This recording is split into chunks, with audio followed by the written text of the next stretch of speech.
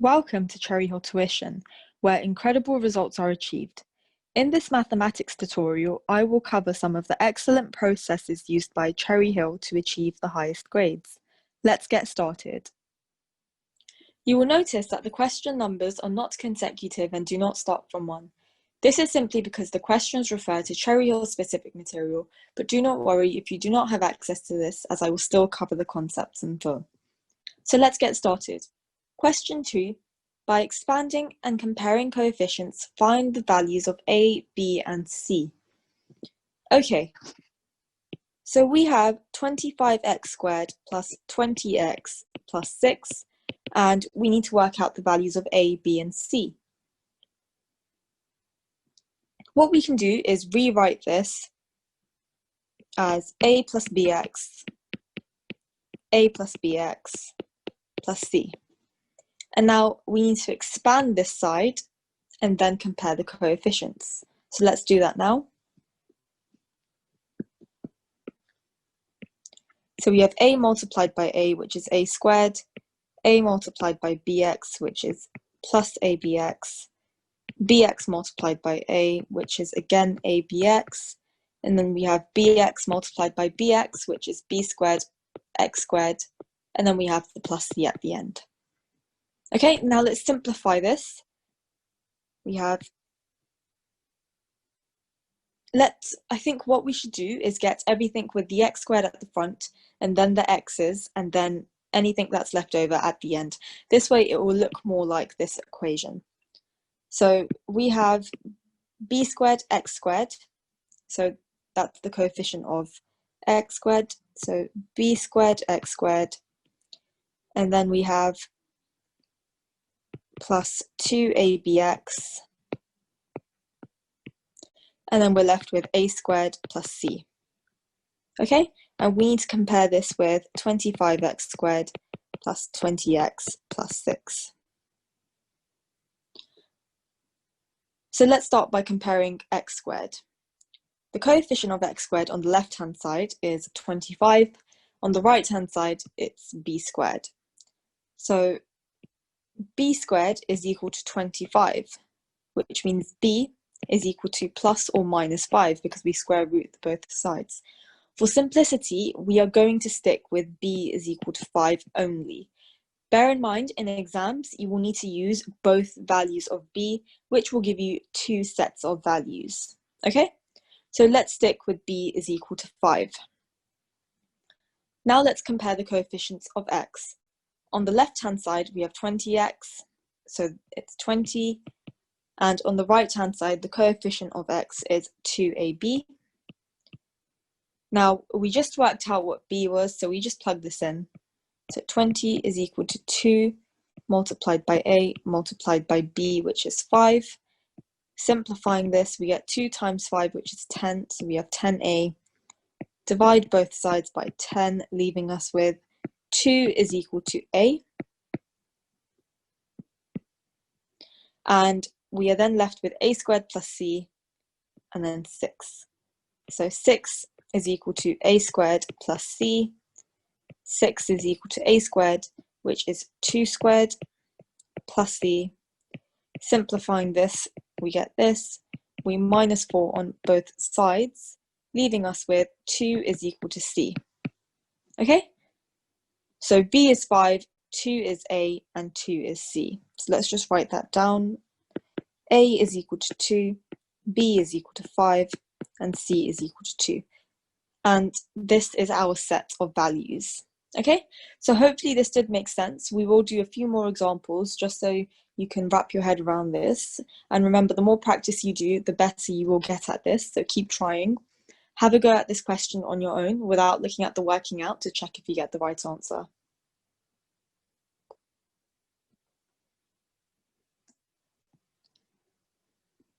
Question 5. By expanding and comparing coefficients, find the values of a, b, and c. So again, using the same method as we just did, let's work out the values of a, b, and c.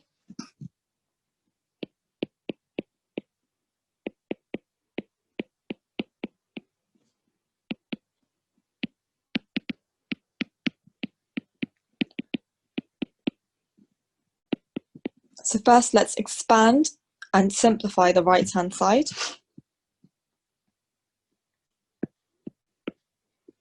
We have a multiplied by a, which is a squared, plus bx multiplied by, we have a multiplied by bx, which is abx, and then we have bx multiplied by a, which is abx, and then bx multiplied by bx, which is b squared x squared, and then we have the plus c. Okay, and now what we will do is rewrite this so it looks similar to 4x squared plus 20x plus 5.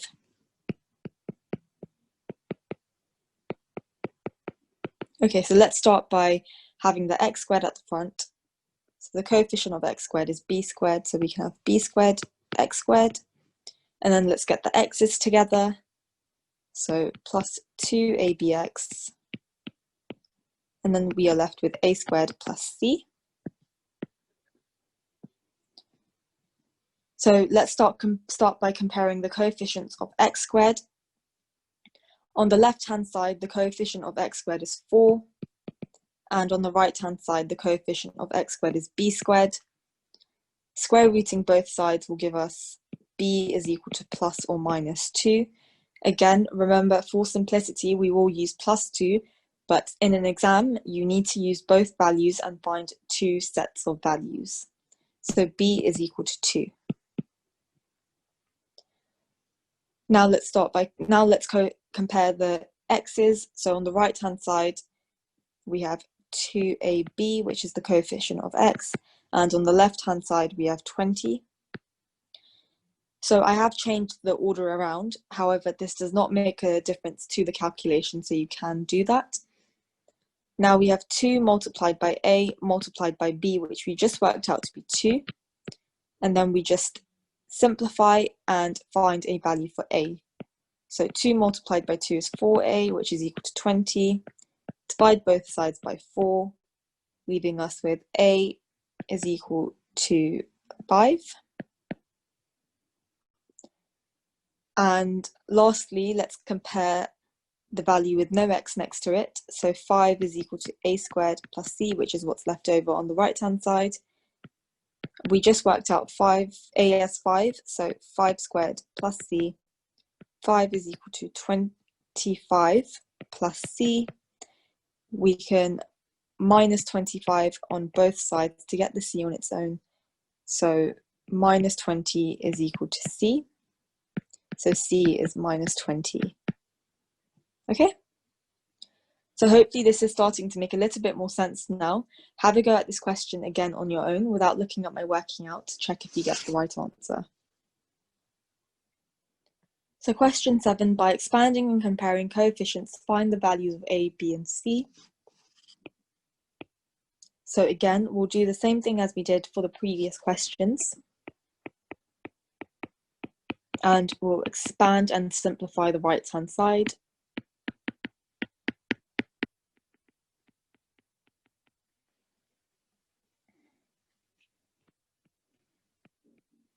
So we have a multiplied by a, which is a squared, a multiplied by bx, which is abx, bx multiplied by a, which is also abx, and then bx multiplied by bx, which is b squared x squared, and then we have the plus c.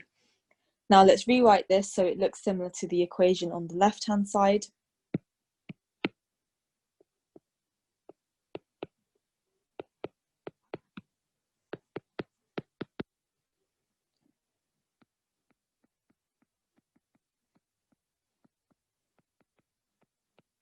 And now let's start by comparing coefficients. So let's start by the x squared. The coefficient of x squared on the left-hand side is 25.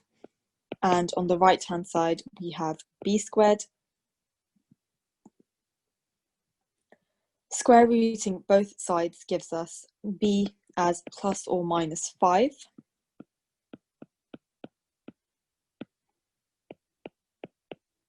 So again, for simplicity, we will take the positive value. But in an exam, you do need to use both values. Now let's move on to the coefficients of x. So on the left-hand side, we have minus 2, and on the right-hand side, we have 2ab. we just worked out the value of b, so we can plug that in as 5, and then simplify to rearrange and find the value of a. So minus 2 is equal to 10a. Divide both sides by 10, leaving us with minus 1 over 5 is equal to a. Okay, and then lastly we have 7 is equal to a squared plus c, and a squared is minus 1 over 5 squared plus c. 7 is equal to 1 over 25 plus c. We can minus 1 over 25 from both sides, leaving us with 7 minus 1 over 25 as c. And what this leaves us with is 174 over 25 is equal to c. Okay, so have a go at this question again on your own without looking at my working out to check if you get the right answer.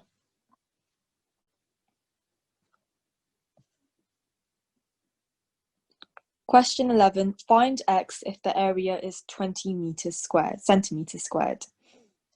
Okay, so we've got a little bit of algebraic geometry here, and we've been given the length in terms of algebra, and we need to work out the value of x. So because they've given us the area, this is very handy and very useful to us. We know that the area of a rectangle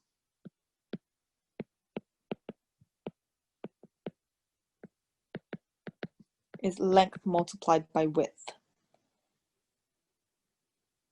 So the length is x plus 3, and the width is x plus 2, and that's equal to the area. They've told us that the area is 20. So 20 is equal to x plus 3 multiplied by x plus 2. What we can do is expand and simplify. So x plus 3 multiplied by x plus 2 is 20. If we expand this, we get x squared plus 2x plus 3x, and then we have 3 multiplied by 2, which is plus 6, and this is equal to 20. X squared plus 5x plus 6 is equal to 20, and what we can do is, if we equate this to 0, we can actually solve for x. So we need to minus 20 on both sides, leaving us with x squared plus 5x minus 14 is equal to 0. Now that we've got a quadratic equation, we can solve for x. So let's go from here to here.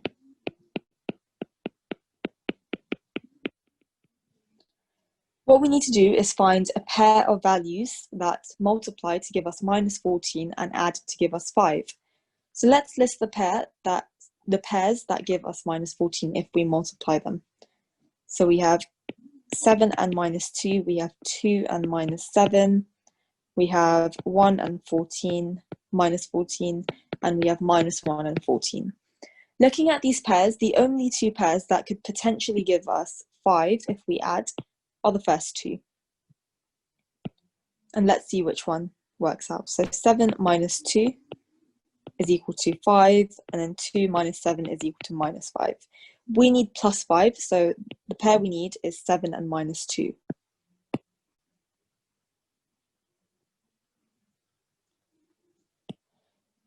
We now need to rewrite this quadratic equation by substituting these values instead of 5x.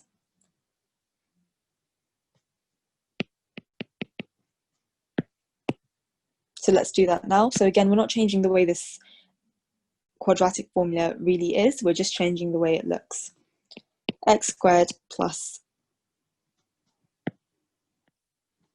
minus 2x plus 7x minus 14 is equal to 0. And now we split from the middle and we factorize both sides. On the left-hand side, we can take the x out, leaving us with x minus 2. And on the right-hand side, we can take 7 out, leaving us with x minus 2 in the brackets. And this is equal to 0. So our brackets are x plus 7, the numbers on the outside, and then x minus 2. We can solve separately now, so x plus 7 is equal to 0, and x minus 2 is equal to 0. Minus 7 for both sides, leaving us with x is equal to minus 7, and then we can add 2 on both sides for this one, leaving us with x is equal to 2. Now we've got two values, so how do we know which one is the correct value?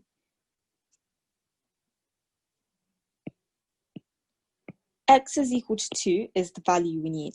This is because we cannot have a length that is negative, so we always take the positive length. Now, a clever way to try and check if our answer is correct is by substituting the value of x that we found back into the rectangle, and checking if our answer is correct. So x is 2, so 2 plus 2 is 4, 2 plus 3 is 5. So 5 multiplied by 4 should give us 20, and it does, and it matches the area. So this is how we know that our answer is correct. Pause this video and have a go at this question on your own without looking at my working out, and check if you get the right answer. Thank you for tuning in. Remember, practice makes perfect. Never give up. I will see you in the next tutorial.